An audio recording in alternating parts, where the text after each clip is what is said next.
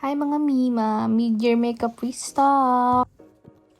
Ito, palitan na natin yung primer ko na Showil kasi hindi ko na gusto yung texture niya. Para na siyang gelatin. Palitan na natin itong BLK Soft Blur Jelly Primer. Ayan, ito siya. I think mas blurry siya compared dito sa Showil. Tingnan nyo naman, parang mas nagmamatify siya kaysa dito sa Showil, di ba? Okay, next naman itong Canmake Metal Look Mascara. Noong October pa sa akin to. Maganda naman to. Pero palitan na natin itong brown na BLK Mascara. Maganda daw to eh. Pero medyo nagpapanda eyes ako. Na-try ko na siya mga 2 times na. Pero tolerable naman. Matchatsaga ko pa siya. Cute din ng comb niya oh.